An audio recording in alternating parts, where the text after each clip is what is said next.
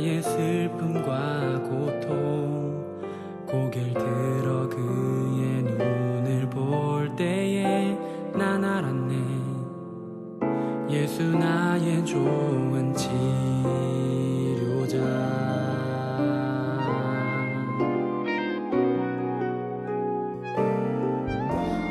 예수 나의 좋은 치료자.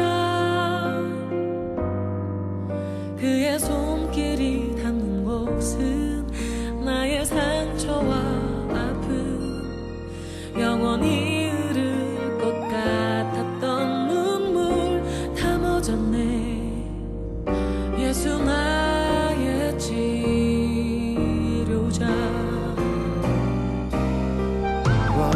나 노래하리라. 전한 나를 돌아보신 구세주를 찬양해. 하늘 닿는 곳까지 내 손 들리라. 예수 나의 치료자. 노래하리라. 전한 나를 돌아보신 구세주를 찬양해. 하늘 닿는 곳까지 내 손 들리라. 예수 나의 치료자.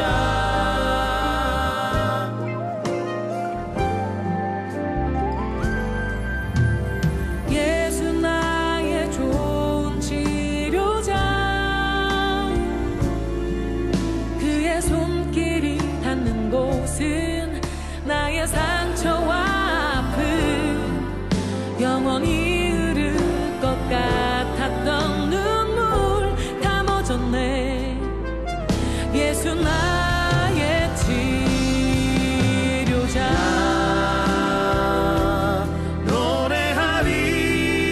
노래하리라. 전한 나를 돌아보신 구세주를 찬양해. 하늘 닿는 곳까지 내 손 들리라. 예수 나의 치료자. 어떤 어려움도 깊은 절망도 수많은 괴로움과 슬픔도 주로 인하여 모두 지워지리라. 예수 나의 치료자.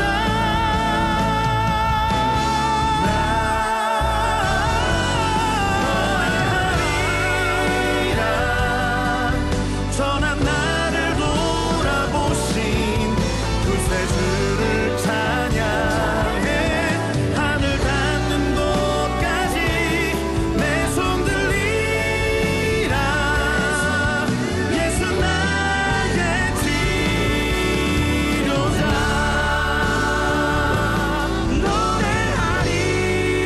노래하리라. 전한 나를 돌아보신 구세주를 찬양해. 하늘 닿는 곳까지 내 손 들리라.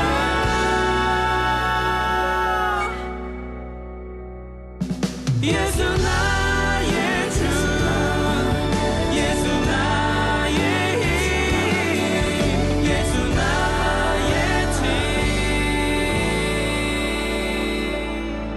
치료자.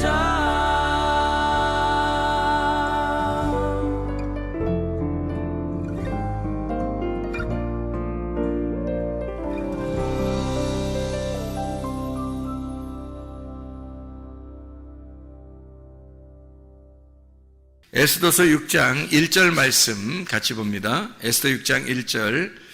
그날 밤에 왕이 잠이 오지 아니하므로 명령하여 역대 일기를 가져다가 자기 앞에서 읽히더니. 여러분 잠 안 올 때 있어요, 없어요? 그럴 때 뭐 해야 되겠어요? 성경 읽어야 되겠습니다. 잠 안 올 때는 우리가 성경 읽어야 되겠습니다. 갑자기 잠 안 오는데 이게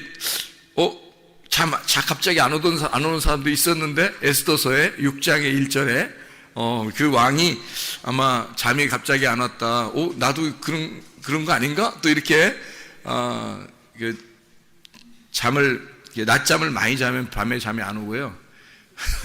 덜 피곤하면 또 잠이 안 와요. 그래서 운동도 좀 하고 그러지 않으면 또 성경이라도 읽고 그러면 잠이 틀림없이 옵니다. 진짜 기가 막히게 잠이 잘 오죠. 성경 읽으면. 에스더서 6장 1절에 왜 하필 이 시간에 잠이 안 왔을까? 왕한테. 그죠? 이게 지금 내용이 에스더서 1장부터 이렇게 쭉 내용을 읽다 보면 여기 이 시점이 지금 에스더서 1장부터 몇 장까지 있냐면 10장까지 있거든요. 근데 6장에서 하이라이트거든요. 여기가 하이라이트예요. 그러니까 1장부터 10장까지 해서 아주 하이라이트 부분이에요. 이 부분이. 근데 어떻게 되어 있냐면 6장 1절에 갑자기 왕이 잠이 안 오는 거예요. 그러니까 이게 그날이 어떤 날이냐면 이 날이 모르드게를 나무에다 매달아서 죽일 날이에요. 그날 이 날이. 그러니까 그 죽이려고 허락받으러 오는 날이에요. 그날. 그 하만이. 근데 이상하게 그날 딱 와가지고 허락을 받으면 바로 이제 매달아서 죽이려고 그랬거든요. 6장을 읽어보면 그렇습니다. 그런데 갑자기 그 전 밤에, 그러니까 이제 아침이 되면 이제 매달릴 판이에요. 근데 그 전날 밤에 희한하게 잠이 안 오는 거예요. 하나님이. 이상하잖아요. 갑자기, 그죠? 그러니까 이걸 이제 우리들 말로 말하면 타이밍 죽인다. 이런 말 할 수 있죠. 그죠? 타이밍이 아주 끝내줍니다. 요게 만약 그 전날 이런 일이 없었다면 아마 타이밍이 어긋났을 수도 있어요. 그날 이 허락받으러 왕한테 가는 그런 날이거든요. 그 날이 밝은. 그런데 밤에 잠이 안 온 거예요. 그래서 하만이 그렇지 않아도 딱 오자마자 이제 왕이 뭐라 그러냐면 너 잘 왔다. 내가 잠이 안 와서 일기를 봤는데 거기에서 진짜 나한테 굉장히 유익하게 한 자가 있는데 내가 어떻게 했으면 좋겠냐. 그러니까 자기인 줄 알고 막 얘기를 하잖아요. 이렇게 해줬으면 좋겠다 저렇게 했으면 좋겠다. 그걸 완전히 다 해주라고 모르드게가 계속 인사도 안 했던 사람이거든요. 이 하만한테 인사도 안 했던 사람이라 그렇지 않아도 꼴사납고 그렇지 않아도 죽이고 싶었는데 그날 하여튼 왕이 칭찬하는 사람은 이렇게 할 것이다 라면서 왕복을 입히고 그냥 말 태워가지고 그냥 막 외치면서 이렇게 다녀야 되니까 얼마나 수치스럽겠어요. 하만 입장에서는. 그 일이 있고 나서 바로 이어가지고 에스더가 이야기를 하는 장면이 나오는 거죠. 왕한테 우리 백성을 좀 돌려주십시오. 너네 백성이 왜 무슨 일이 있는데 내가 나라 절반이라도 너한테 줄 판인데 이렇게 얘기를 하잖아요.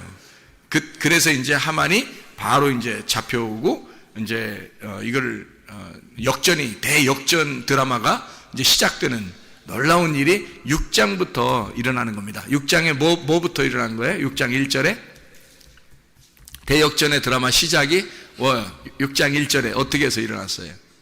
잠이 안 와서 일어났어요. 잠이 안 올 때 뭐 해야 된다 우리가? 성경 읽어야 된다고. 잠 안 올 때 성경 읽으면 하나님의 놀라운 역사가 여러분에게 임하십니다.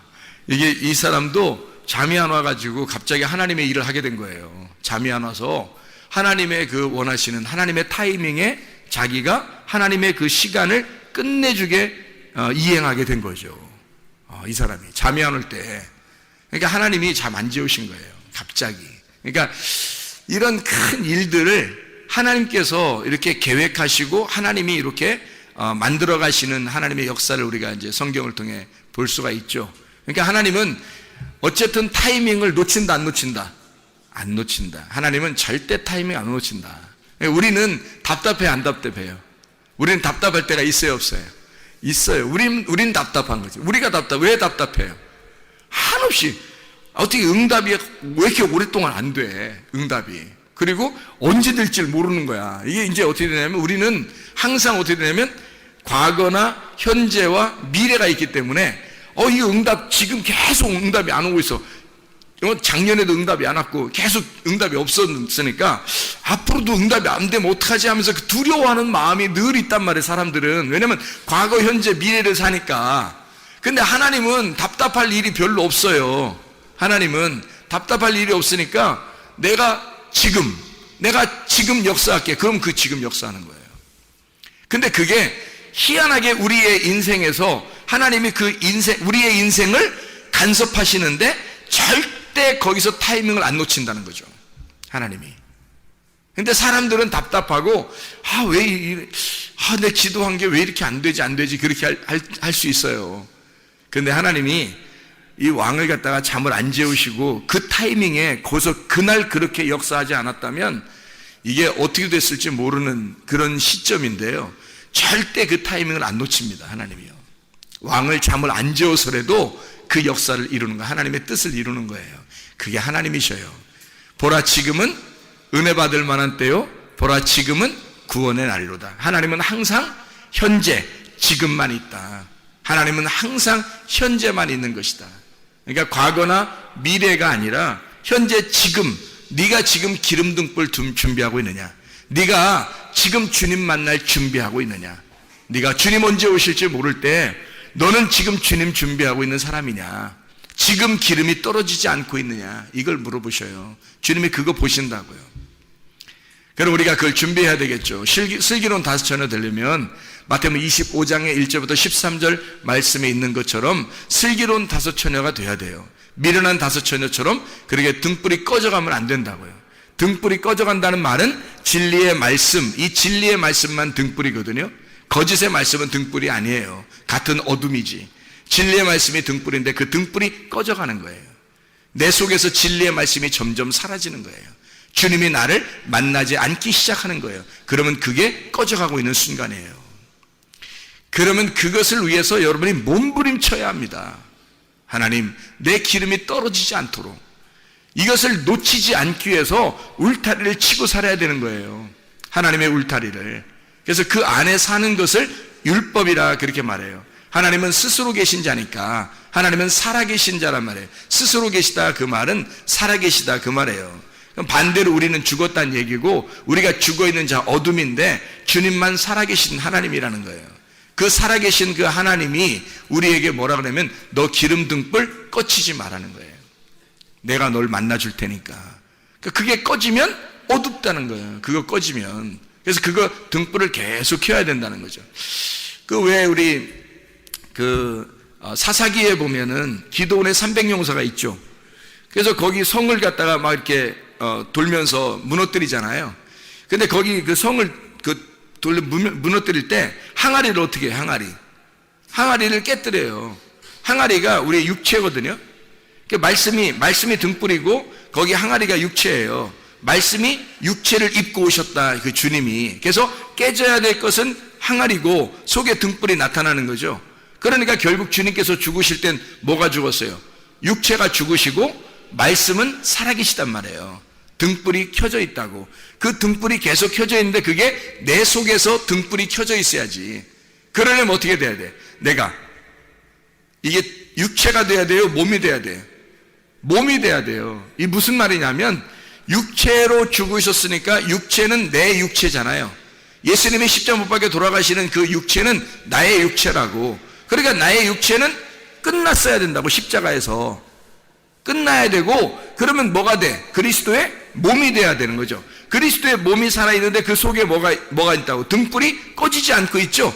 부활하신 주님이. 그래서 그 말씀이 내 속에서 계속 불이 타고 있는 거예요. 그러면 그걸 보존하는 이게 내가 육체가 아니라 몸이 되는 거죠.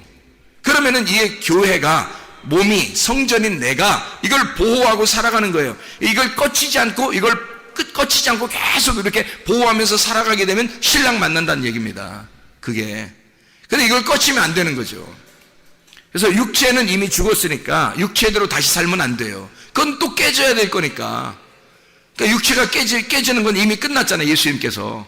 그러니까 우리가 육체는 이미 끝났다고 우리가 회개하고 그 몸으로, 그리스도의 몸으로 말씀을 보존시키면서 살아가는 것이 그리스도인이다. 이게 등불 꺼치지 않는 방법이고, 기름을 계속 태야 되는 것은 아침과 저녁으로 계속 말씀으로 우리가 무장해야 된다는 것을 말하는 거예요. 계속 아침과 저녁으로 말씀을 무장해야 돼요. 성경에 있는 사람들도 아침과 저녁으로 모였죠. 그들이 아침과 저녁으로 말씀과 기도로 충만했단 말이에요. 그 사람들 왜 그렇게 했어요? 날마다 그들이 모이고 날마다 말씀과 기도로 충만했어요. 그 말은 그 사람들도 그 기름 등불을 꺼치지 않기 위해서, 초대교회에서도 타락한 자들도 있었어요. 거의 없는데 간혹 한두 명 있었다는. 근데 그 사람들은 어떻게 하면 꺼치는 사람이에요. 불이 꺼진 사람, 기름 등불이 기름이 꺼져가는 사람이라고. 그럼 미련한 다섯천하가 되는 거예요. 슬기로운 다섯천하가 되면 우리는 기름 등불을 꺼치지 말아야 돼. 그 꺼치지 않는 걸 뭐라 그러면 살아있다 그래요. 살아있다 그러면 스스로 있는 자가 계신다, 그게 생명이다라는 얘기예요. 생명이면 영생하는 것도 생명이잖아요. 영원한 생명. 그래서 천국에 사는 거거든. 우리가 사망 그러면 어둡고, 사망 그러면 죽는 거예요. 끊어지는 거고, 하나님하고 분리가 되는 것을 말하는 거죠. 그러니까 살아있어야 된다, 생명이 있어야 된다. 그러면 하나님은 우리를 다시 회복시키는 것이 하나님의 뜻이라는 거죠. 에스더서 6장에 보면 하나님의 회복시키시는 시점인 거죠. 이게 하나님이 절대 타이밍 안 놓치니까, 왕을 잠을 재우지 않아서라도 하나님은 이 왕이 잠을 안 자게, 왕을 잠을 안 오게 해서라도 하나님의 타이밍을 맞추어 주신다고요. 절대 그걸 안 놓치신단 말이에요. 그러니까 하나님은 요 다음부터 어떻게 해요? 완전히 역전되는 대역전 드라마가 시작되는 거예요. 에스더서 6장 전까지만 해도 굉장히 암울하단 말이에요. 암울한데 6장 이후부터는 계속 반전에 반전을 거듭합니다. 그래서 역전극이, 드라마가 이게 막 시작되는 거죠. 그게 6장부터 이루어지는 사건이거든요. 하나님의 그 계획하심, 하나님의 그 선하심이, 간섭하심이 시작되고 있다는 얘기예요. 하나님이요. 그러니까 하나님은 선하신 하나님이다. 그걸 우리가 분명히 기억해야 되죠. 저도 어려움이 있을 때, 실패가 있고 실수가 있고 내가 잘못하고 죄짓고 이렇게 어둠 가운데 있을 때 하나님이 나를 반드시 선하게 인도하실 하나님이라고 하는 것을 믿었죠. 물론 믿었죠. 하나님이 그렇게 하실 거야, 나를 어떻게든지 그렇게 하실 거야 라고 믿었죠. 그 주님께 의지한 겁니다. 그랬더니 결국에는, 자, 처음에 내가 보라 지금 은혜 받을 만한 때요 하면서 하나님의 음성을 들었다고 했어요. 그 다음부터 계속 암울한 시대를 살았단 말이에요. 어둡게 살았단 말이에요. 힘들게.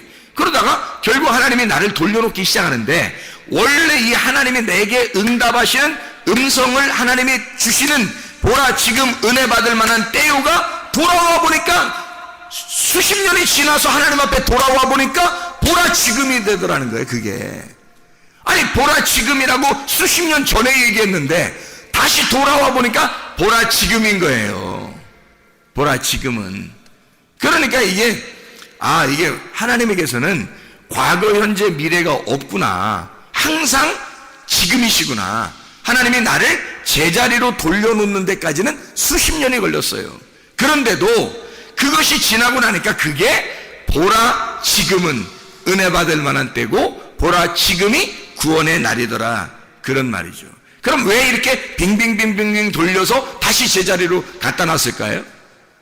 여러분, 그 가나안 땅에 있었던 이스라엘 백성들 아시죠? 야곱 때 아브라함, 이삭, 야곱이 가나안 땅에 살고 있었습니다. 야곱 때 어떻게 됐어요? 애굽으로 가게 하죠?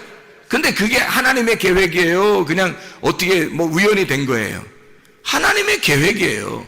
애굽으로 가서 다시 거기서부터 출발해요. 400여 년을 지나고 다시 오게 해서 원래 가나안 땅으로 들여보내질 때까지, 이것을 기간을 엄청나게 지난단 말이에요. 수백 년이 걸려서 이거를 지나서, 그 과정을 지나서 결국 가나안 땅에 다시 돌려놓는 거예요. 그렇죠? 그게 하나님의 계획이란 말이에요. 그러니까 여기서 가나안 땅에서 떠나는 백성이 다시 돌아올 때까지가 바로 누구를 말하는 거예요? 바로 여러분과 저를 말하는 거라고요.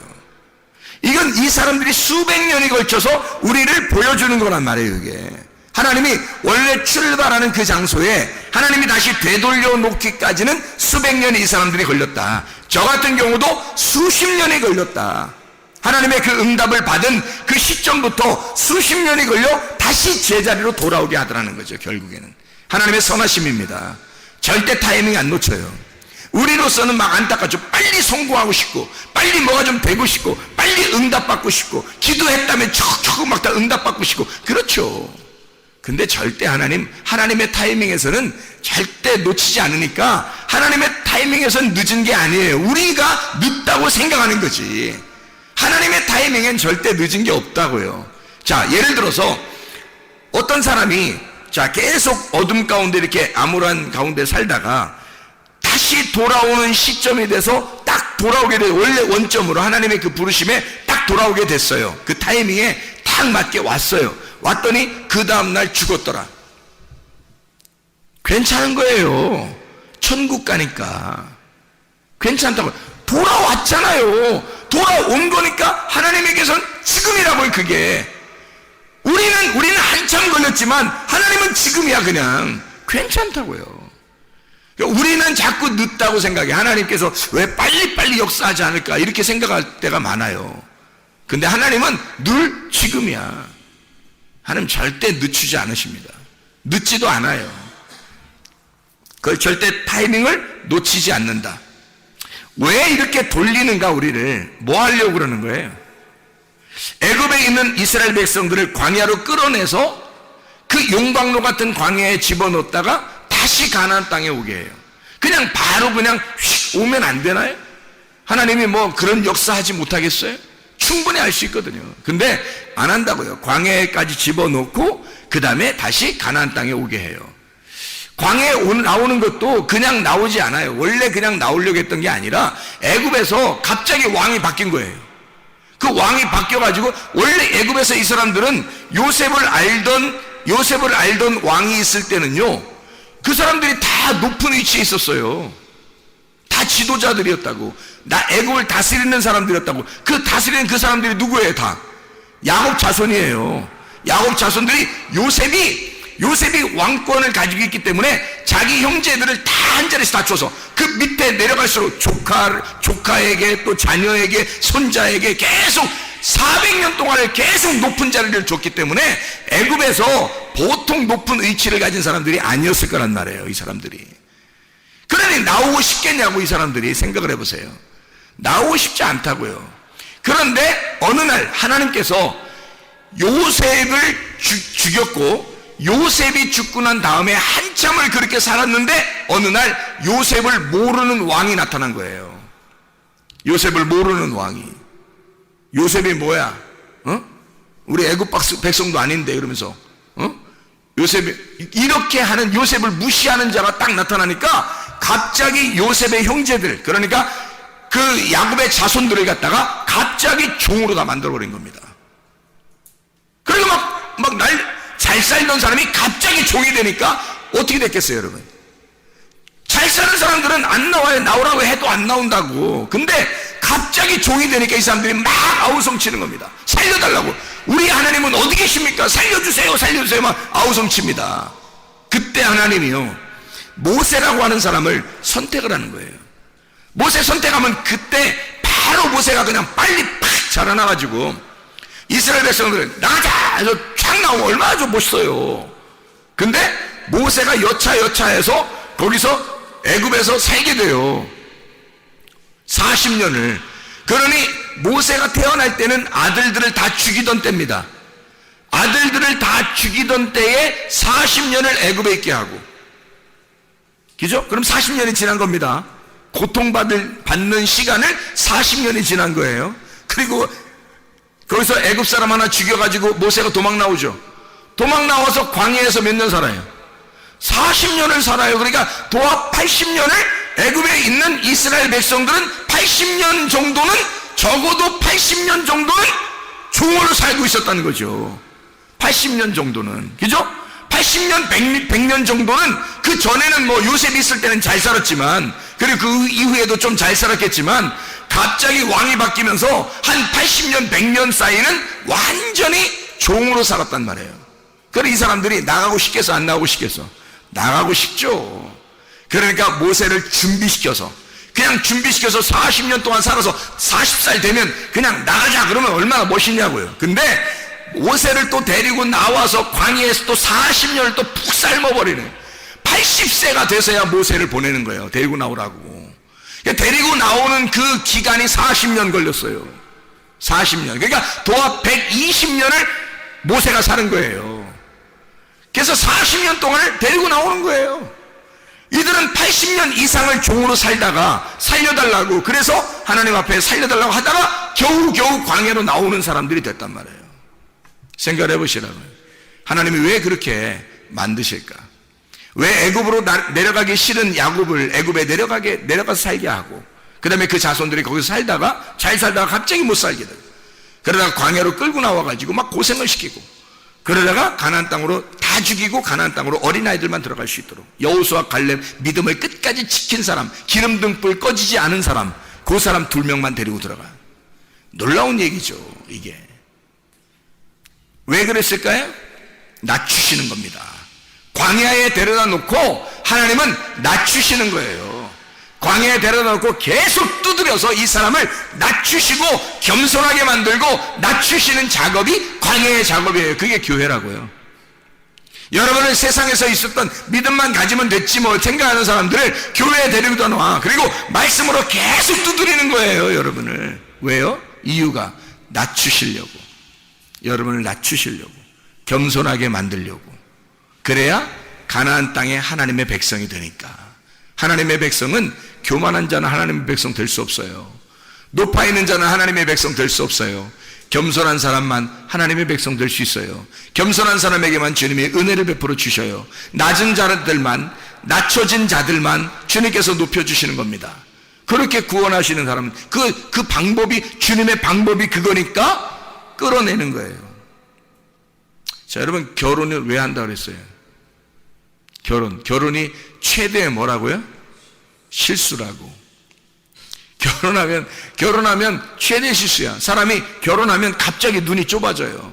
시야가 좁아진다고. 눈이 갑자기 좁아져가지고 자기 아들, 자기 딸, 남편, 아내 요것만 보인다니까요. 실제로. 그 전에는 총각 때는 몰라. 뭐 처녀 때도 모르고 학생 때도 몰라요. 그냥 뭐 주님 사랑하세요 그러면 내가 막 목숨 걸고 주님을 사랑하겠습니다 막 다 그래요. 그거 다 그렇게 외친다고요. 근데 결혼을 딱 하는 순간 눈이, 시야가 딱 좁아지면서 뭔가 이상하게 그때 결심했던 그것이 자꾸 이상하게 흐물흐물해진단 말이에요. 자꾸 청년 때, 학생 때 막 고백했던 그 고백이 자꾸 나 자신 이상해서 없어지는 거예요. 사라지는 거야. 그래 나중에 이제 뭐라 그러면, 내가 말이야 왕년에는 내가 옛날에는 내가 너희들처럼 진짜 내가 열심히 했었는데, 이렇게 이런 헛소리 픽픽 하는 거죠. 왜 그렇게 됐어요? 이 사람이 결혼만 안 했으면 끝까지 갔을 텐데 결혼했기 때문에 시야가 좁아진 거예요. 자기 남편, 자기 아내, 자기 자식, 자기 돈, 자기가 먹고 살 거, 요게 딱 보이기 시작하는 거예요. 그래서 그런 거죠, 그죠? 결혼이 그래서 예수를 믿는 사람들에게는 최대의 실수입니다. 그렇죠? 근데 예수를 언약의 말씀으로 만난 사람은 진짜 아름다운 게 결혼이에요. 진짜 행복한 게 결혼이거든요. 주님 놓치지 않으면서 결혼 생활 해보세요. 얼마나 아름다운지. 주님을 최우선주의로 생각하면서 결혼 생활 해보세요. 얼마나 아름다운지 몰라요. 항상 예수님이 1번이에요. 2번이 남편, 아내, 또 2번이 딸, 아들. 이렇게 항상 1번이 예수님 해보세요, 여러분. 그러면요 결혼 생활이 굉장히 아름다운 게 될 겁니다. 근데 시야가 딱 결혼하면서 시야가 딱 좁아지면서 어떻게 되느냐, 갑자기 사람이 어떻게 바뀌어? 갑자기 딱 가정만 딱 바라보게 되거든요. 일단 그래서 교회보다 가정, 하나님보다 가정, 이게 먼저 이걸 막 생각하게 돼 있어요. 그러면요 그것을 내가 이걸 먼저 생각해야지만 막 이렇게 하잖아요. 그러면 어떻게 되는지 알아요? 그들에 의해서 고통을 받기 시작합니다. 그들에 의해서 어떤 고통이 일어나냐면, 그렇게 막 하고 있는데 애지중지한 나의 가장 사랑하는 남편, 나의 가장 사랑하는 아내, 나의 가장 사랑하는 자녀들, 뭐 이렇게 막 내 거 가장 사랑하는 돈, 내 가장 사랑하는, 이렇게 막 하고 있었는데 거기에만 온통 신경 썼는데 나를 속삭이는 사람들은 다 그 사람들이야. 자기를 속삭이는 사람은 다 그 사람들만 하는 거야. 다른 사람들은 자기를 속색이잖아요. 딱 자기가 진짜 신경 쓰는 그 사람들만 딱 자기를 속색해요. 고통이죠. 결혼을 안 했었더라면 이런 고통이 없었을 텐데 라고 계속 생각하게 되죠, 사람이. 그죠? 근데요, 진짜 주님을 만난 사람은 어떻게 될까요? 이것이, 이 고통도 하나님께서 내게 허락하신, 이 기쁨도 하나님이 내게 허락하신, 이것이 다 주님이 항상 우선이니까 이것이 어떻게 되더라도 하나님께 맡기는 거예요. 그 주님께. 그러면요, 그냥 기쁘죠, 결혼 생활이. 그러니까 기쁘게 결혼 생활 할 거냐, 내가 실수했어 하면서 결혼 생활 할 거냐, 이건 우리가 진짜 선택해야 돼요. 생명과 복과 사망과 저주를 네 앞에 펼쳐놓겠으니까 네가 살기 위해서는 생명을 선택하라는 거야. 생명, 말씀이잖아요. 주님을 선택하라는 거예요. 먼저 주님을 선택해보라는 거예요. 실제로 해보라는 거예요. 진짜 회개하고 한번 해보라는 거예요. 그러면 가정만큼 행복한 게 없고 자기에게 행복을 주는 게 없어요. 자기의 주변에 가장 가까운 사람만큼 자기에게 기쁨을 주는 게 없단 말이에요.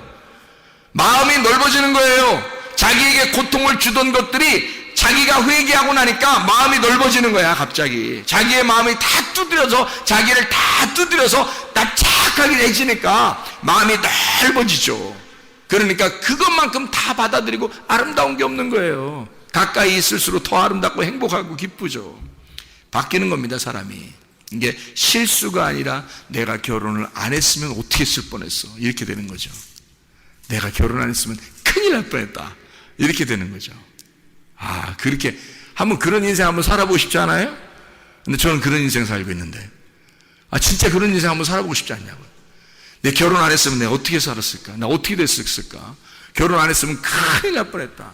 이런 은혜를 내가, 이런 말씀의 은혜를 내가 어떻게 깨달을 수 있었을까? 결혼 안 했으면 말씀이 그냥 막 보여. 결혼하니까 그냥 말씀이 쭉 보여, 그냥 다. 세상에 이렇게 호랑이도 제 말하면 온다고 그러잖아요. 그러니까 호랑이가 딱 그러잖아요. 내가 가장 중요하게 생각하는 게, 그게 사실 어떻게 보면 그게 나의 가장 큰 고통이 될 수 있다는 얘기예요. 언약의 말씀을 모르면요. 근데 언약의 말씀을 알게 되면 나의 가장 중요하게 생각하는, 가장 가까이 있는 것이 나에게 가장 큰 기쁨이고 내게 가장 큰 행복이라는 것을 알게 되는 것입니다. 하나님이 이 사람을 어떻게 한 거예요? 자, 주변을 바꾸는 거예요? 나를 바꾸는 거예요? 나를 바꾸는 거예요. 주변을 크게 바꾸는 게 없어요. 다 똑같아요. 그냥 여전히 신경 쓰이고 고통스럽고 다 그렇게 생각되는 것들이에요, 주변에.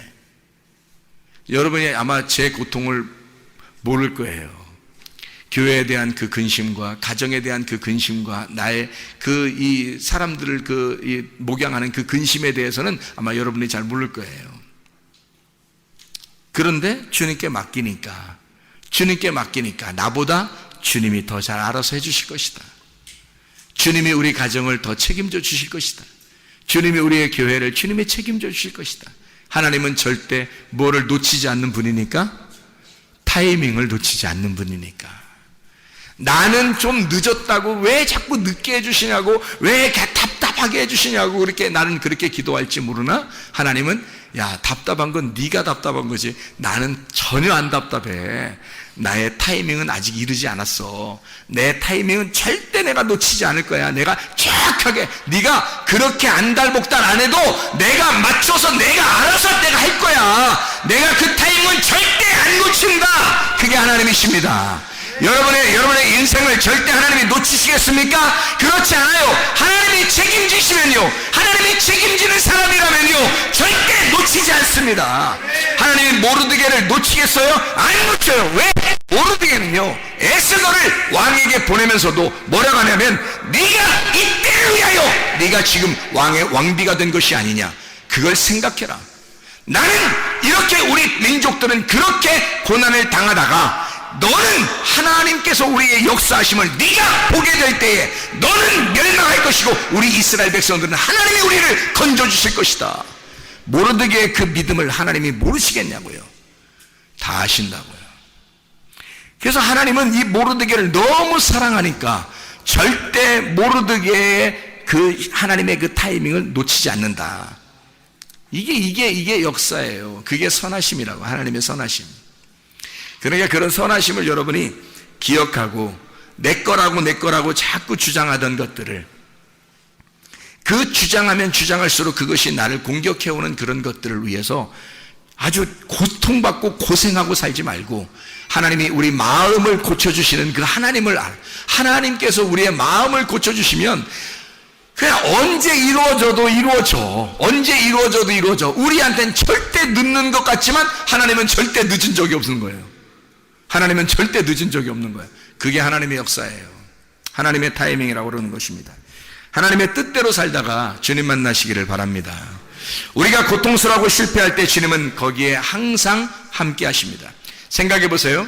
임마누엘 되신 하나님, 임마누엘 하신 하나님은 어디에서 함께 하시나요? 임마누엘 하나님은요, 이사야 7장 14절에, 이사야 7장 14절 보면 이렇게 나와 있어요. 뭐라고 나와 있냐면, 이사야 7장 14절에 이렇게 나와요. 그러므로 주께서 친히 징조를 너희에게 주실 것이라. 보라, 처녀가 잉태하여 아들을 낳을 것이요 그의 이름을 임마누엘이라 하리라. 처녀가 잉태하여 아들을 낳는데 임마누엘이라 하리라. 그래요. 그러니까 처녀가 잉태하면 돼요, 안 돼요? 원래 안 돼요. 처녀가 잉태하는데, 처녀가 아기 잉태하면 죽어요. 그 나라 문화로서는. 그렇죠? 근데 처녀가 잉태하는 그 고통 속에서 하나님은 그 사람하고 함께 하겠다는 거예요. 그 고통 가운데. 그래서 이사야 8장 10절의 말씀에 보면 이렇게 돼요. 10절은 너희는 함께 계획하라. 그러나 끝내 이루지 못하리라. 말을 해봐라. 끝내 시행되지 못하리라. 이는 하나님이 우리와 함께 계심이니라. 네가 하고 싶은 거 다 해봐. 되나 안 되나? 안 될 거야. 네가 다 해봐. 안 될 거야. 내가 너하고 함께 있으니까, 이 말이거든요. 이해가 돼요? 네가 해볼 만큼 네가 다 해봐.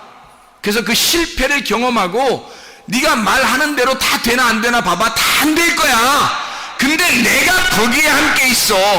절대 나의 타이밍을 놓치지 않는다. 너는 이게 왜 늦게 응답이 올까? 왜 나에게는 이런 일들이 벌어질까? 왜 하나님 나에게는 내가 이렇게 하나님 앞에 열심히 하는데 왜 나한테는 이렇게 될까요? 내가 왜 내게 눈물이 이렇게 날까요? 왜 내게 이런 고통이 올까요? 라고 하나님 앞에 호소할지 모르나 하나님은 그 가운데 내가 너와 함께 있어. 그러면 만족하지 않느냐 이 말이에요. 왜 너는 네가 이루어지는 것들만 바라보느냐? 내가 너와 함께 하는 거, 이걸 바라봐라 이거죠. 내가 너와 함께 있으면 되는 거 아니냐 이거야. 근데 사람들은 하나님하고 함께 있는 거 별로 원하지 않아요. 알아요? 여러분, 기도하고 그냥 자기가 원하는 거 금방 막 됐으면 좋겠어. 아프면 기도하고 오늘 팍 났으면 좋겠어. 뭐 돈 없는데 빚도 못 갚고 돈 없는데 갑자기 돈이 갑자기 누가 전화 띠링 갑자기 가서 이런 기적들도 어떤 사람이 일어난대. 그러면서 나는 왜 이런 기적이 안 일어날까? 그래서 띠링 전화 와서 갑자기 누가 돈을 내가 돈 좀 주면 안 될까? 왜? 돈을 갑자기 막 갖다 주면 이러면 좋겠죠. 그러면 자식을 위해서 막 기도. 하나님, 이 아이가 대학을 잘 했더니 아마 공부도 좀 별로 안 한 것 같은데 이상하게 시험 봤는데 점수가 팍 좋아요. 할렐루야. 대학을 막 갑자기 좋은 데를 턱하니 집어넣었더니 그냥 턱하니 합격을 했어요. 얼마나 행복하겠어요. 우리는 바라는 게 순 그런 것들이라고요. 우리가 바라는 것들은 순 그런 것들이라고. 생각해 보세요. 그런가 안 그런가? 주님이 뭐라고 그러냐면요, 네가 하고 싶은 거 다 안 될 거야. 그때 내가 너와 함께 있을 거야. 그런데 내가 너와 함께 있으면 다 된 거 아니야? 그거예요. 주님은 그걸 바라보는 거거든요. 네가 그랬으면 좋겠어. 네가 그런 생각을 하고 살았으면 좋겠어. 근데 사람들은 안 그렇다고요. 왜 하나님은 내게 이런 응답 주시지 않냐고 하죠. 근데 하나님은 안 그렇다고요. 내가 너와 함께 할게. 내가 임마누엘이야. 그 이름, 처녀가 아들을 잉태하여 그 아들이 오면은 임마누엘이라고 해라. 예수, 그가 구원자다. 네가 안 될 때, 네가 아무것도 못할 때 하나님의 타이밍은 절대 놓치지 않는 거야. 가장 어두울 때, 네가 가장 힘들고 고통스럽고 어둡다고 할 때, 그때 위로자가 나타날 거야. 그때 진짜 예수가 나타날 거야. 임마누엘이 함께 하실 거야. 그거거든요. 그러면 된 거 아니에요. 하나님 앞에 감사하는 거죠. 하나님 고맙습니다. 나와 함께 해주셔서 고맙습니다. 지금 저와 함께 동행하고 있으니 감사합니다. 그러면 되는 거죠. 그러니까 맨순 하나님 생각도 안 하고 주여 주여 하고 막 구하고 그러죠. 그런데 주님은 우리에게 뭐라고 말해요? 주여 주여 한다고 천국 가는 게 아니다. 아버지의 뜻대로 행하여 천국에 들어가는 것이다. 아버지의 뜻은 뭐냐면 우리가 고민하고 고통스러워하는 그 사람하고 함께 하겠다는 게 아버지 뜻입니다. 그냥 가만히 멀쩡하게 있는데 하나님이 함께 하실 때 그런 말이 아니에요. 가장 어둡다고 네가 느껴질 때, 그때 빛이 찾아올 거야. 그래야 그 빛의 소중함을 아는 거죠. 자기가 어둡다고도 생각하지도 않는데 빛이 와봐요. 별로 뭐 반갑지도 않죠. 근데 자기가 진짜 가장 어둡다고, 너무 힘들다고, 가장 고통스럽다고 할 때, 그때 임마누엘이 빛이 오셔봐요. 얼마나 반갑겠습니까? 얼마나 그리워하겠어요. 바로 그겁니다. 주님과 동행한다는 거, 주님이 함께 하신다는 거. 우리는 시간적으로 우리의 시간을, 지나가는 시간을 보고 있지만 하나님은 그렇지 않아요. 너는 아직도 낮아져야 돼. 아직도 내가 너를 두들겨 패야 돼. 아직도 너를 갖다가 낮추어야 돼. 너를 막 이렇게 만들어 가야 돼. 너를 넓혀야 돼. 네 마음을 자꾸 넓혀야 돼. 마음과 생각을 내가 지켜줘야 돼. 이거를 자꾸 넓혀야 돼. 네가 아직 마음이 좁아. 그게 고린도 후서 6장 1절부터 13절까지의 말씀이잖아요. 그게 보라 지금 은혜 받을 만한 때요, 보라 지금 구원의 날이로다 해놓고 주님은 우리 보고 마음 넓히라고 하잖아요. 마음 넓히라고. 마음 넓히는 것이 하나님의 목적이니까 마음만 넓어지면 주님이 함께 하신다는 걸 금방 깨닫거든요. 그렇습니다. 하나님께서는 우리와 함께 하시길 원하셔요. 그래서 광야에 데려다 놓고 만나만 내리는 거예요. 주구장창 만나만 내리는 거예요. 아무것도 안 주고 만나만 내려요. 그러니까 자기가 가지고 싶은 게 없어요. 광야에 40년 지내봐요. 뭐 가지고 싶은 게 있나? 매일 만나는 내려주고, 뭐 자기가 가지고 있는 게 뭐 쓸데가 있어요? 어디다? 쓸데가 없잖아요. 어디다가 계속 만나는 내려주고 먹을 건 주고. 그러니 쓸데가 없으니까 거기서 무슨 욕심이 필요하겠냐고요. 거기서 애굽이나 가야 욕심이 필요하죠. 그러니까 사람들이 애굽 가자는 거예요. 자기들이. 왜? 선악과 먹겠다는 거예요. 다시 애굽에 가겠다는 거예요. 다시 시작하겠다는 거예요. 자기 그쪽 가서 자기 돈 좀 써보겠다는 거예요. 자기 명예 좀 한번 지켜보겠다는 거야. 자기 거 한번 해보고 싶다는 거예요. 주님은 그거 홀딱 빼버리려고 한 건데, 그거 다 헐어버리려고 한 건데, 광야로 데려나와서 만나만 주구장창 내리면서 다 헐어버리려고 한 건데, 사람들은 그거를 다시 요구한단 말이에요. 교회 나온 사람들도 다 마찬가지예요. 하나님의 간섭하심을 받는 걸 좋아하지 않고, 하나님 나를 간섭하지 말고 내가 한번 내 뜻대로 한번 하고 싶습니다. 하나님의 간섭하심이 있어야 돼요. 그 간섭하심이 있을 때 임마누엘 하십니다. 하나님 내가 너와 함께 하겠다. 시편 30편 5절에 그분의 진노는 잠시뿐이요 그분의 은총 안에는 생명이 있습니다. 밤에는 울음이 있을지라도 아침에는 기쁨이 임하리로다. 너희가 그렇게 힘들어할 때, 너희가 고통스러워할 때 주님 내가 너와 함께 하겠다. 에스더 6장 1절 말씀, 하나님께서는 절대 하나님이 타이밍을 늦추지 않습니다. 놓치지 않아요. 지금 기름 등불이 꺼져가고 있는가, 아니면 지금 기름 등불이 준비되어져 있는가, 날마다 하나님의 말씀으로 만족하며 살아가고 있는가. 우리는 하나님의 타이밍에 우리는 그 자리에 지금 있는가. 하나님께서 절대 내가 너와 함께 하고 싶은 사람인가, 그렇게 고민하고 그렇게 고통스러워하고 그렇게 하나님의 위로를 기다리는 자인가, 하나님의 기름 등불 때문에 내가 고민하는 자인가, 진짜 오늘도 그렇게 살기 위해서 몸부림치는 자인가. 그런 사람과 우리 주님은 함께 하십니다. 왜 하나님은 이렇게 우리를 고통 가운데 그냥 두냐면 하나님께서 우리를 디자인하고 싶어 하셔서 그런 거예요. 우리의 인생을 내 인생을 내가 디자인하면 엉망진창이 나옵니다. 그러나 내 인생을 하나님 앞에 맡기면, 그러면 하나님께서 나의 인생을 디자인하기 시작하죠. 하나님은 우리의 가정을 하나님께서 디자인하기 시작하죠. 하나님의 방법대로, 하나님의 뜻대로 우리를 계획하신 대로 하나님의 그 타이밍 안에서 하나님이 우리를 만들어 가실 것입니다.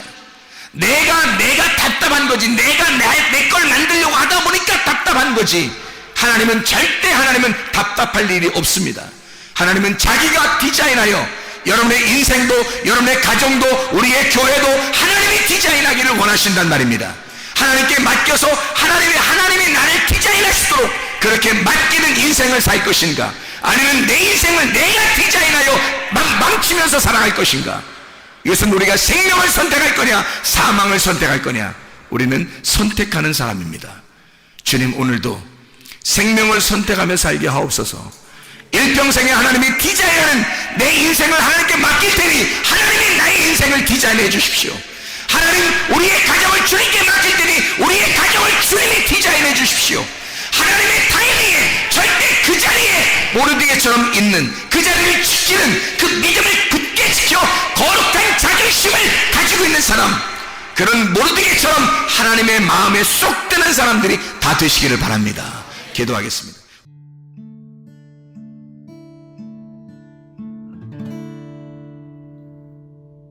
내 속에 내가 너무도 많아서 당신을 쉴 곳 없네. 내 속에 헛된 바램들로 당신을 변할 곳 없네.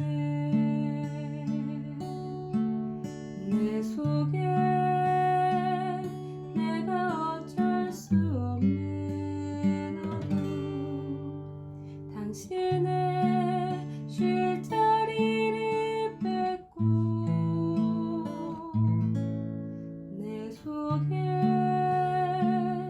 내가 이길 수 없는 슬픔, 무성한 가시나무 숲 같네.